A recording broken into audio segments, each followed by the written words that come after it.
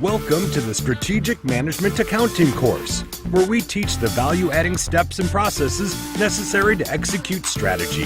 Whether you are just starting up or looking to grow your business, then this course is for you. With your host, Dr. Neale O'Connor.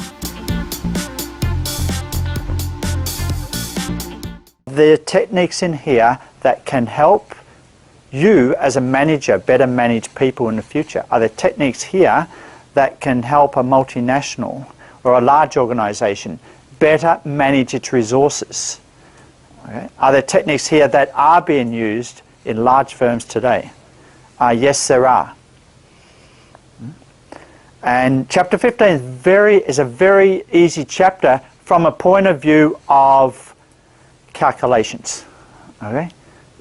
So when you do some of the exercises, the calculations are very, very straightforward once you get the idea of how we're going to allocate. All right? So let me give you the theoretical background, which is the real basis for why we're here in this classroom, because you can read the book and do the exercise and do the calculations, but what's important is, why are you doing the calculations? All right? And what are the reasons? So tonight there are some key words I want you to go away with. And that is, first key word is user pay. It's user pay. How many of you have heard of that before? User pay. What do we mean by user pay? And, it means if you use something, you should pay for it, right? So can you give me some examples of a user pay principle?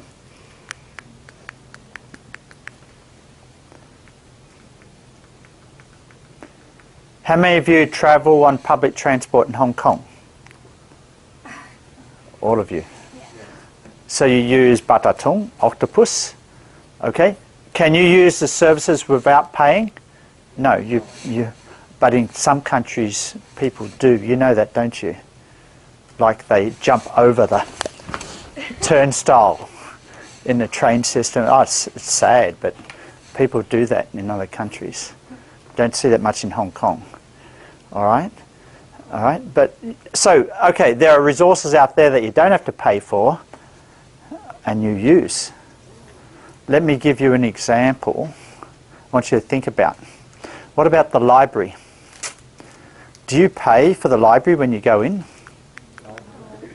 Of course, maybe the library indirectly gets money from you through your tuition fees. Do you know what I mean? Like, it's all allocated somewhere, but it seems like a big black box. We don't know, do we? No one tells us where your tuition goes, right? All right? But on average, universities, administration, not professor salaries, take up over 50% of the total costs. Administration. Isn't that amazing, right? I only know that because I was on the Value for Money Committee at City University of Hong Kong back in the 2005-2006, when they were looking at how they can actually get better value for money of their resources. So that was, I learnt all about that then. Okay, user pay, first principle tonight. And the second principle for tonight is the reasons for cost allocation. Okay. And what I'm going to detail later on is that there are four reasons for cost allocation. 4. Not 3, 4. And we're talking about reasons with respect to management control and management of the organization. Of course, there are reasons for reporting, like you need to allocate costs so you can create an inventory cost, and then that allows you to do cost of goods sold and allows you to have a financial report, right? That's reporting, okay? That's non-value added, but it's necessary, right? Because the accounting standards require you to do that. But when we're talking about 4 reasons here, we're talking about value-adding reasons. value-adding reasons. Okay, so that's the theme for tonight. And there are some slides. I apologise. I don't think the slides are organised in the best way they should. I really think that some of them are redundant and they're potentially confusing because there's so many of them. But we're really not going to go past slide 40 anyway. There's exercise after 40 that I think I go through in the YouTube, and you can actually go through, and it's more of a way of just go through the mechanics of doing calculations. Okay, so reasons for cost allocation. This is the big idea tonight. What are those? There are 4 reasons. The plan for tonight is to take you through, let's have a look at this. The plan for tonight is to take you through the basis, which includes the reasons for allocating costs, but we're going to look at the single rate and a dual rate method, and then the budget and actual cost allocation. The step-down method and other issues, that's Learning Objective 3, and maybe Learning Objective 3 is I'm going to leave for you to study, and there's part of that is covered in the YouTube. But that is very, very easy to work out, okay, to calculate. I think that the challenge for you will be to fully understand the Learning Objective 1 and Learning Objective 2. Okay, I think that should be the big challenge for this week. Okay, so that's where we're heading. That's what we're trying to focus on. We won't have time to go into detail on Learning Objective 4 to 6. So therefore that will not be examined in detail. Okay, so just, like I said, I want you to focus on key issues each week and know them very well, rather than trying to cover too much in a very brief area each. In the past, we had this Xerox website. It was an amazing website. You cannot see it here, but I took a YouTube of it. The only reason why I show you the YouTube is because it's the last. I've got to show you, because it was one of the best websites I use in my teaching. Control copy, and then I can go to here, right? Is that right? And then I've got to show you a short video, because, and we can watch. I think it works, so I apologise if it doesn't. Let's have a go. Oh. Right. Now this website, this was a Xerox website. It no longer exists, but it was perfect for teaching cost allocation, because what Xerox turned into was from a photocopier company in terms of a full service document management company. In other words, if you paid them, they would manage your HR documents, okay, your accounting documents, your other certification documents. They would manage everything for you. And so they created this website where you can go anywhere in the building, and they showed you different things. I've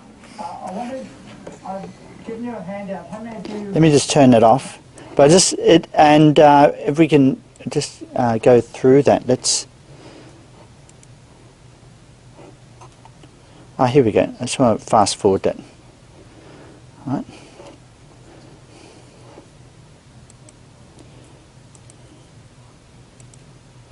Yeah.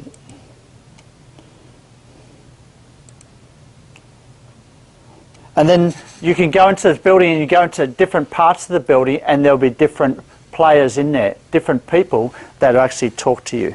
And so I thought I'll go back to that using my teaching, and now they took the website down because Xerox was bought out by this French company, and so it no longer exists. So this is the only evidence to show you that this exists. See, you go into a building, right? And it's so interesting. And then you go into another area of the building. You see that? See that? You wouldn't believe me if I didn't show you, right? All right. And then you go into another building, and this happens to be hotel management, and this guy's talking to me. And he's asking me, would you like this service? Would you like this service? And I say, no, go away. All right? And so you can hear him talking to me. I'll show you. Can you go away, please? Go, please. Thank you. All right. So now the Finance and Accounting Department, they do many things for many large companies. All right. All right. So when we talk about service department cost allocation, it could be any one of these services. Finance, I want you to think HR. It may be a department that you work in, okay? Michelin is their new customer that they have got since. Oh, I could sit down and watch this and let them teach you, right? All right, so he's got to come back. I'll just let him come back first. Animate this in totality. They also got the hotel on their customer list. Do Xerox. Yeah, so I just thought I'd give you an idea of that, and that website was it was very, very helpful just to show you that, like this very boring chapter in the textbook about cost allocation service department, and you're probably thinking, oh, you know, armed with that knowledge, you go to any SME in Hong Kong, how can you help them? Maybe you can't because they're not large enough where they're thinking about internal cost allocation. You with me? And you're probably thinking, why do we have to learn that? All right. So we've got to try and get some context here about when this is valuable, and then what are the reasons. Now, I think the big thing tonight, when we talk about these reasons for cost allocation, it will help you in managing people under you. Because let me bring in our prior framework that we're covering this semester. What was that? GOALS.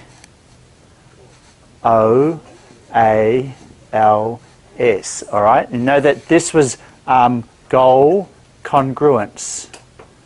Right? Is that right? Yeah. Yeah, and this was selection. Okay? And this is where you were able to extract value out of the organisation. And management accounting helped to give you things on time, more accurate information, and helped you learn over time. Learning systems, learning new practices, okay? And then they would contribute to improving the alignment of people in the organisation, that is the behaviour, and make sure that they behave and they focus 100% of the time on the organisation's operations. And here, selection, making better decisions, pricing decisions, make or buy decisions, all right? So that's the theme coming into tonight. Well, tonight, we are allocating costs that will help contribute to goal congruence or selection. Okay, that's what we're doing tonight. And in the past, we had operating department, like assembly and machining, and there's a products, and we had activity-based costing. We know that, and that was very easy to do. Why? Because I taught you about pricing. I taught you about value engineering. Is that right? Okay, and so that was very easy because the people in the operating departments, and I can show you a video of the. I can show you a video. I've got a video here.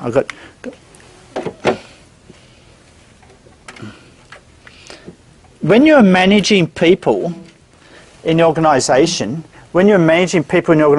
for example, like we go here, 2016, no, 2015.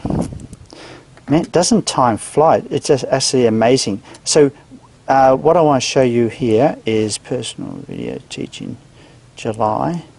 And we get factory visit. So if we go to any one of these, factory visit, edit rear, future path. Okay. All right. So if we click on factory visit.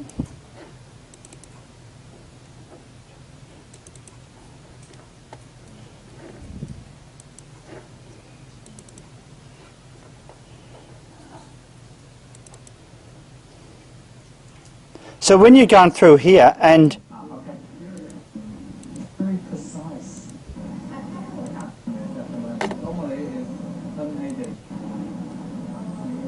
Okay, so in the factory, we don't have to worry so much about the mindset of these people in terms of goal congruence, because in some ways there's an assembly line going beside them, right? There's an assembly line, and that conveyor belt is just always moving. Is that conveyor belt moving? It's always there. It's like a clock, continuous in the background. You haven't got time to pick up your smartphone, right? All right. So operationally, it's very easy to manage an assembly line once you set that up. Okay, right. What is much more difficult is to manage a service department that's providing services. The catering department, the accounting, the HR, or the IT department. Much more difficult to manage. Okay, I like to just throw in a few videos just to keep you awake, because it's been a big day for all you. I can understand it's a big day. So when we talk about operating departments, that's very easy to accumulate costs and then allocate them to the product, to the customer, things like that. Very, very easy. But tonight is about, what about service departments? Okay, there's the people. We know that. Very easy to control them. Okay, but what about the cafeteria? And what about the accounting? And what about personnel? There are people there. And people are here, they have to be paid wages. So then they're using resources of the organisation too. So you can't just stop allocate here to the product. You've got to allocate here, across to these departments, then across to the product.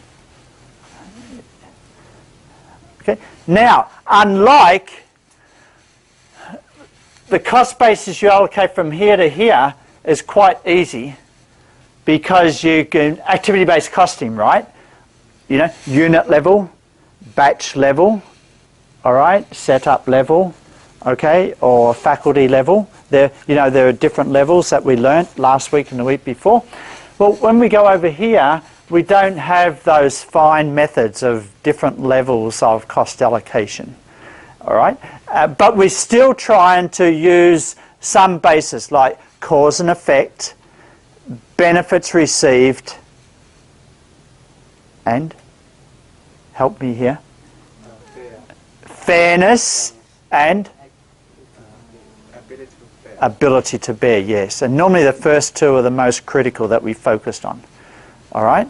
But fairness was more about justifying some invoice you'd give as a contractor, some grant that you put in to get a government grant. All right? You justify it to say that it's fair for them to pay us the money because we're spending A, B, C, and D. You with me here? All right? That was fairness. Ability to bear how big a department is, or you're growing a new unit. They need subsidies. They need a little bit more time to get on their feet and grow, and so they don't have the ability to bear the costs. But the first two, cause and effect and benefits received, were very critical and are used most often, especially when trying to allocate from here across. All right? Now, that's all very easy, and the examples that you do after paid slide 42 will help you do that. Okay, where you allocate a cafeteria to these departments, then accounting, and then maybe another department. But normally, and you do a direct method or a step down. All right, there are ways of allocating across. The big elephant in the room with respect to service department cost allocation is not just the allocation of these costs. The big elephant in the room is to do with IT services. IT services make up predominantly the largest percentage of services investment by companies around the world. Not accounting, not a cafeteria, not HR, it's IT. and it just keeps getting bigger and bigger and bigger, even though the costs of IT go down, down, down. Companies need more and more and more. Is that right? Back office IT. Like if you're in an investment bank, there are buildings in Kowloon separate from IFC and separate from where all the investment banks are that actually hold banks and banks of service that are running, and they duplicate the servers in the buildings of the investment bank. In case there's any trouble, if there's any power down or anything like that in the main building, then these servers kick in immediately. And it's sort of like a redundancy. It's a redundancy. Did you know that? There's these second buildings? Some of you do. One of my friends actually worked as an IT consultant in setting them up. Okay, so that's a lot of money. That's huge amounts of money. Just because you're manufacturing doesn't mean you have a lot of money in IT.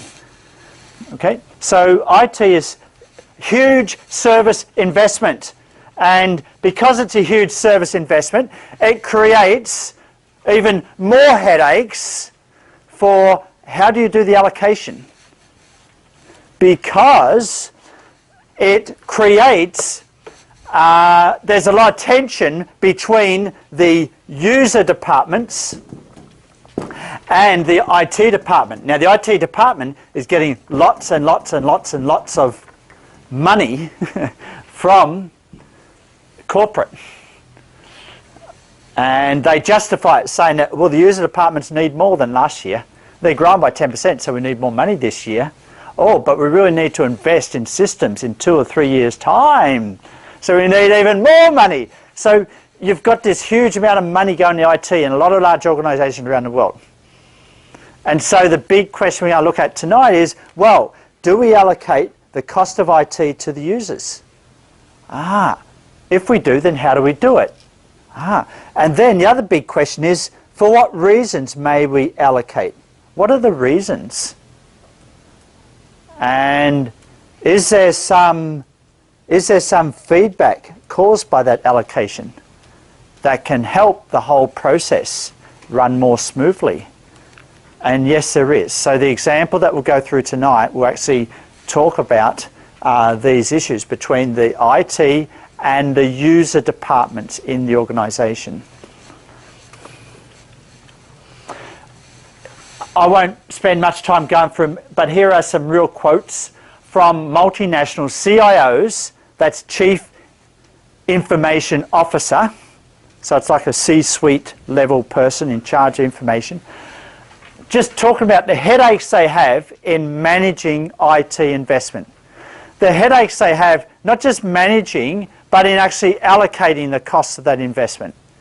It's not easy. It's very contentious. As soon as you start allocating $1 for the IT use, then the users start to complain. They start, oh, why are you charging me for this? You're part of the same organisation. Why do you charge me? Okay? What if tomorrow the library started charging you for going into the library? Would you go to the library anymore? Put your hand up if you'd stop going to the library. If tomorrow the library said, oh, you got an Octopus card? Oh, that would be $20 per day for coming into the library. Put your hand up if you would stop going to the library. Isn't that interesting? Suddenly that charge changes your what? Behaviour. It changes your behaviour. Same thing here. Soon as IT start charging users, what may the users do? Maybe they stop using IT. Maybe they use less. Or maybe they start looking outside the organisation for an alternative. And maybe some of these behaviours conflict with smooth operations of the IT department. Because the user department start looking outside to get something cheaper, maybe that outside has security issues. Maybe the outside has compatibility issues with other parts of the organisation's IT system. It's not so simple. All right? So just as you showed me, you will change your behaviour and start being charged. Right? The library's not going to close by not charging you, but maybe they should charge. Right? User pay. User pay. That's the big thing tonight.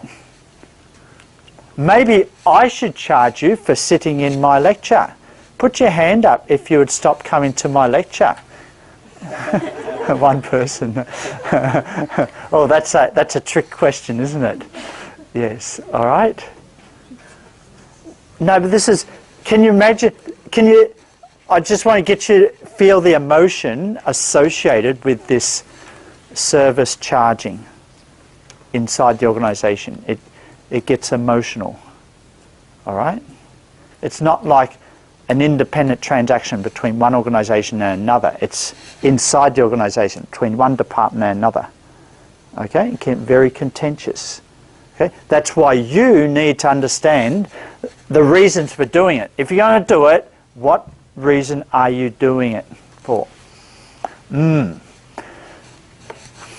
Very, very interesting. Another quotation, I won't bore you with the details, you can read that in your own time, just to show you that IT investment is very contentious. How they charge for it, they call it chargeback. How they charge for it, chargeback, is very contentious. Chargeback, what we mean by tonight, service department cost allocation. All right, what I could do now is actually, there's some examples of departmentalisation. You've got producing departments, support departments, and here's some of the learning objectives I showed you earlier. So what we want to move on to is, I don't know if this is the best slide to show you, but we'll run with it anyway. This is some of the reasons the book talks about for service department cost allocation: performance evaluation, profitability determination, and overhead rate computations. What I call them are associated with performance, which is like how you influence people, or goal congruence. Reporting, which is not value-added but necessary, and this is your Professor Stella's class financial accounting area. Okay, it's no value-adding, but it's necessary. And D, decision-making, like selection. Okay, D is here. And as you can see on the next slide, you can slot them in to the various reasons to have service department costing. Okay, and we can think about those reasons. And they said basically P and D, but really there are 4 reasons that those P and D come into. There are 4 reasons behind those P and D. All right? The third one was reporting, which is outside of here. Remember? Reporting, financial accounting, that's not my cup of tea. All right? My cup of tea is value adding in the organisation. So we have a look at some of these. To encourage operating departments to wisely use service department resources, that's P. That's like goal congruence, right? To value inventory for external financial reporting, that's R, that's reporting. P and D, to create incentive for service departments to operate efficiently, P, and to provide operating departments with more complete cost data for making decisions, that's D. So we are filling in the gaps here to include all overhead in the cost base when cost plus pricing is used. And one more, R, help measure profitability of operating departments. So we could just put these aside for a moment, because this is basically financial reporting. You have to do that. Okay? That's not contentious. That's not contentious, all right? What is contentious is how you use service department costing to support goal congruence in the organisation, okay, the P, performance evaluation, or to support decision-making in the organisation. Okay, that's where cost allocations become contentious. Okay, because it's not a third-party contract. Okay, it's not something you can sue on. This is something just inside the organisation. So we have our first stage allocations and we have second stage allocations. So there are allocations going on here.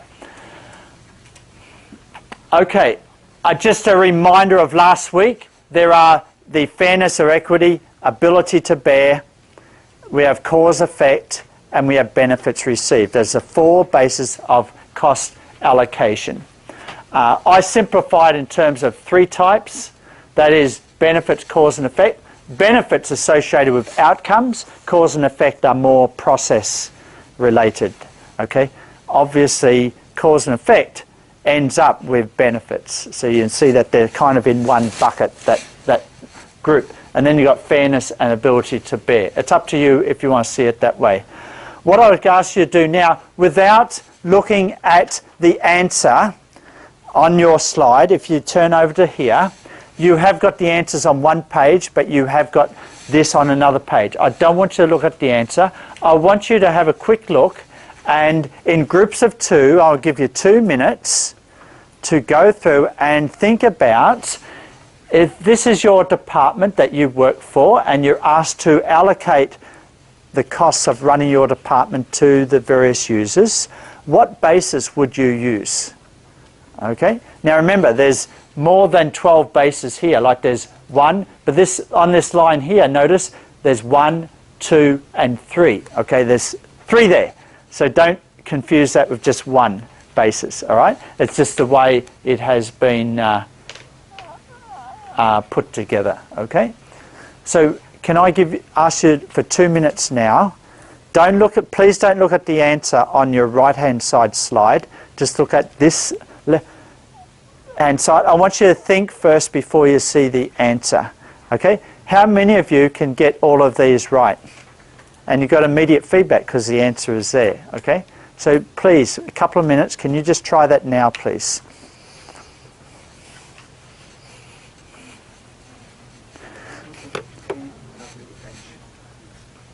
Pardon? kWh means kilowatt hours.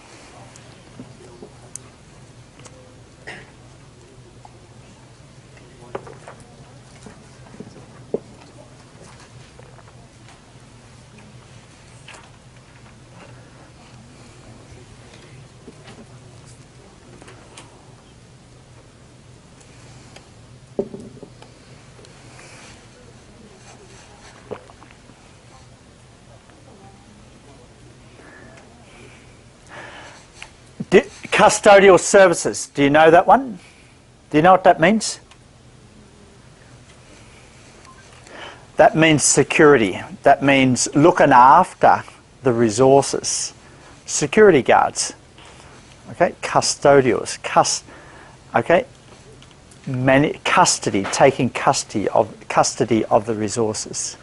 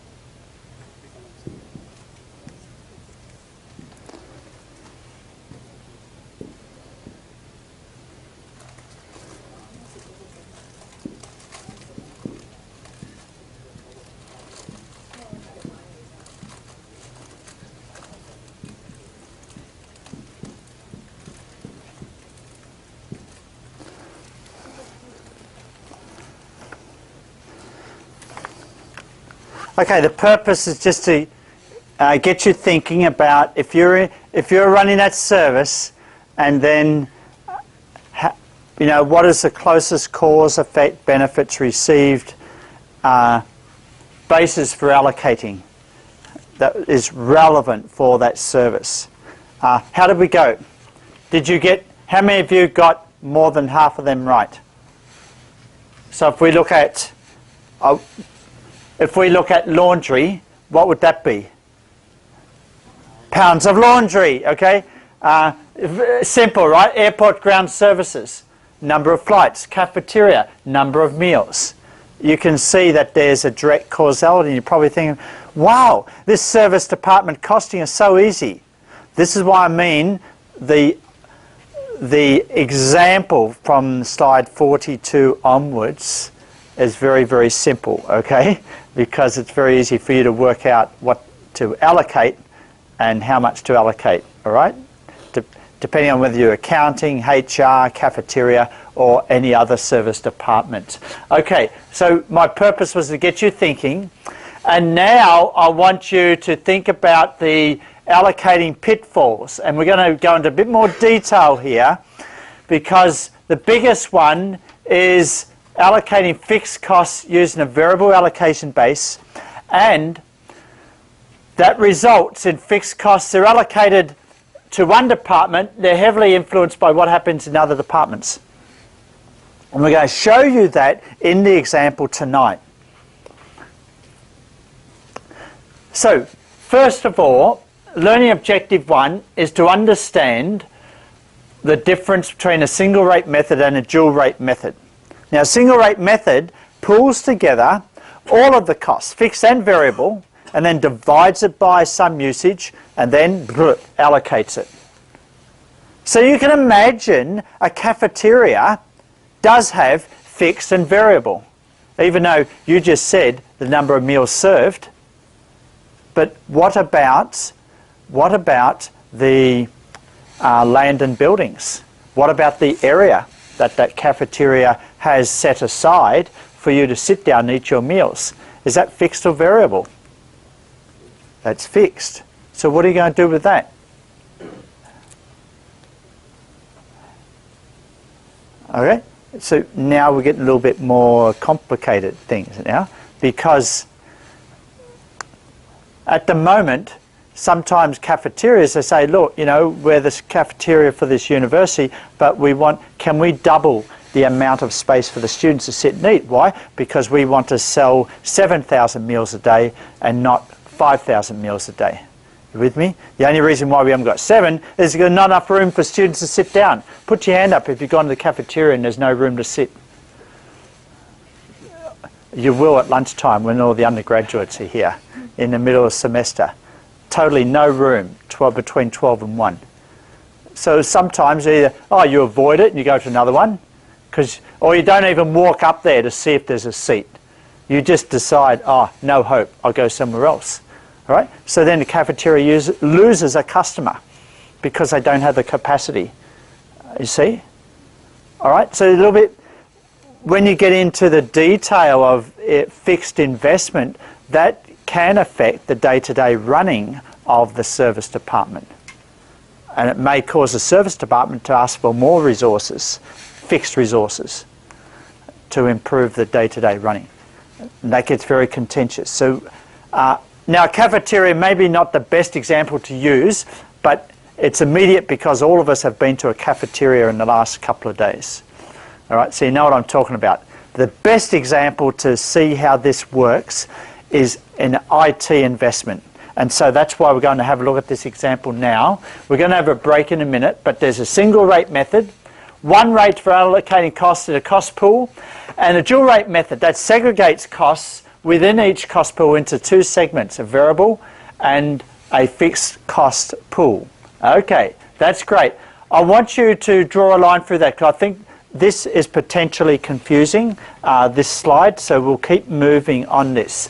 What I want to start drawing your attention to now are the benefits of a single rate, the benefits of a dual rate. And notice I've put the number 1, and then there's 1 and 2. So this is the first two of 4 benefits we're going to look at tonight. Let me repeat.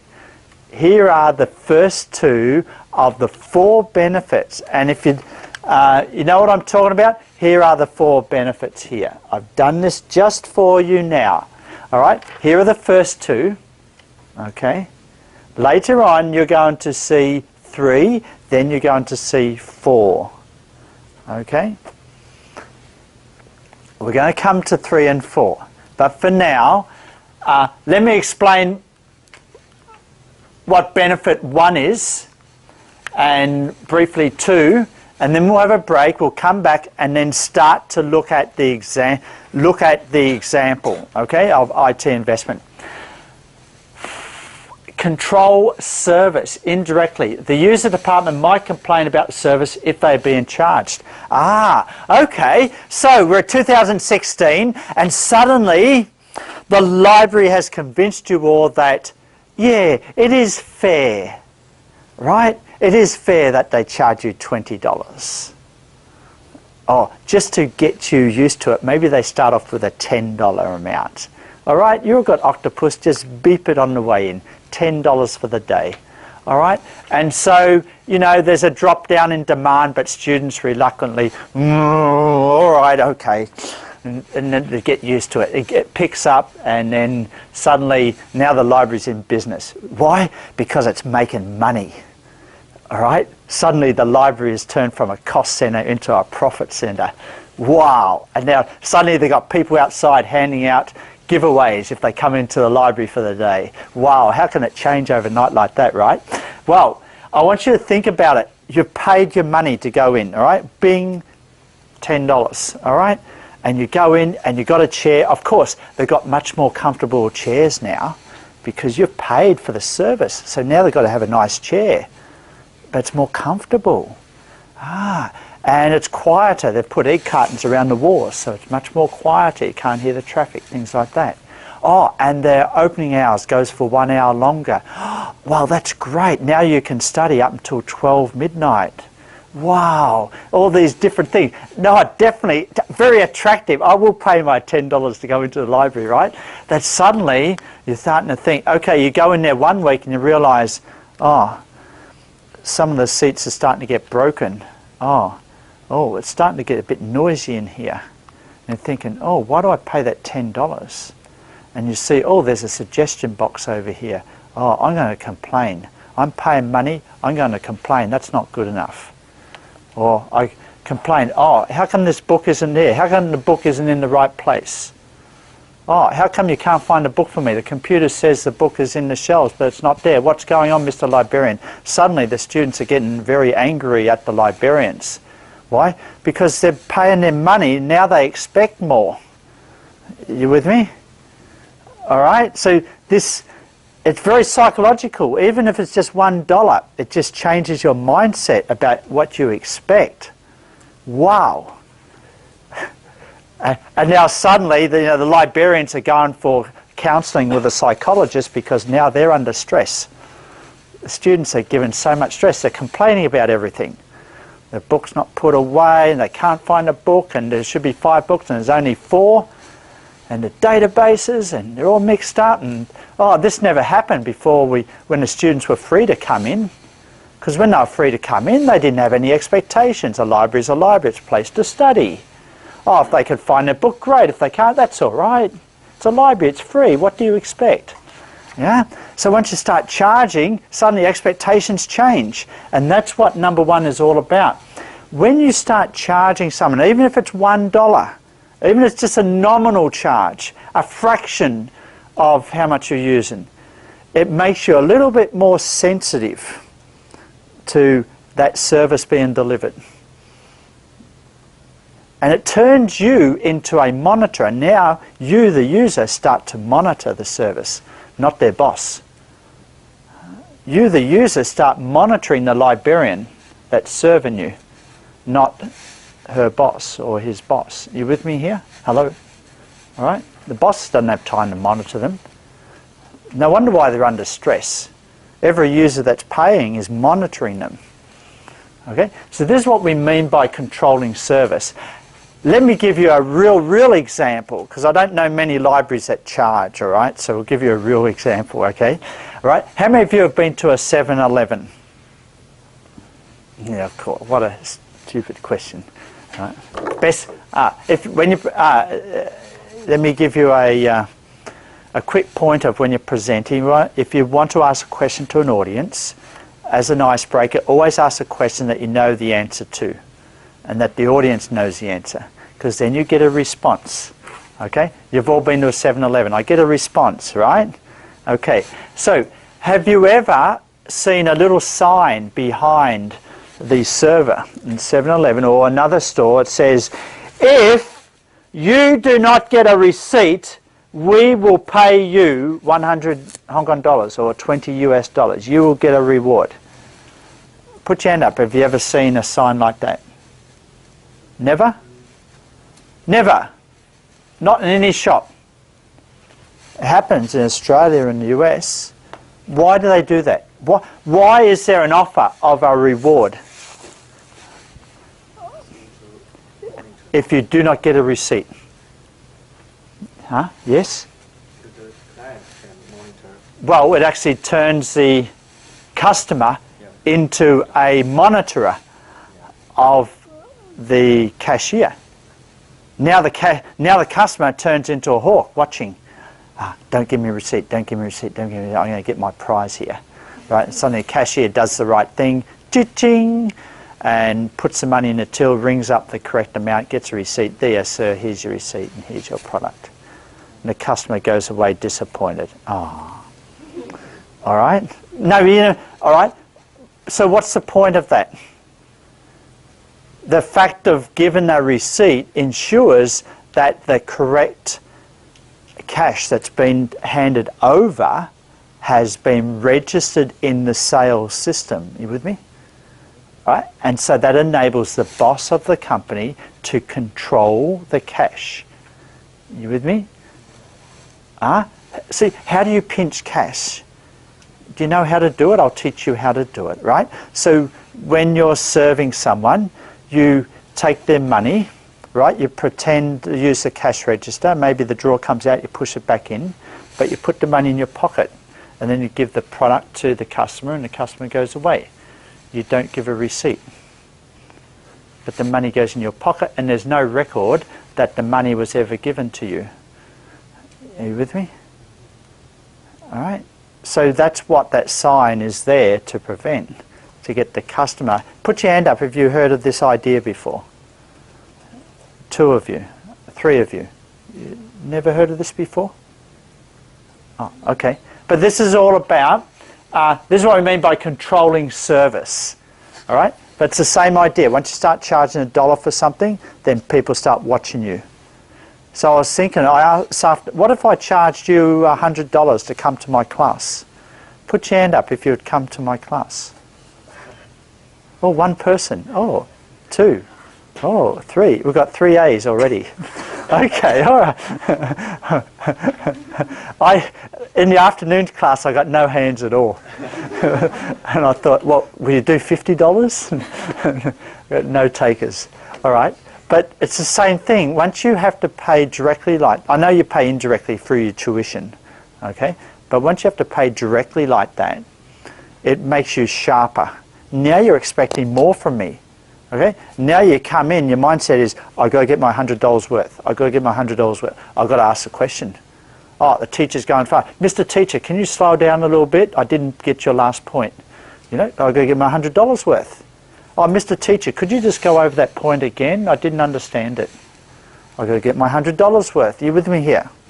See how charging changes the mindset and changes, all right? So that's what we mean by number 1, controlling service. All right? Number 2 is signaling relevant costs to the user department for decision making. Okay?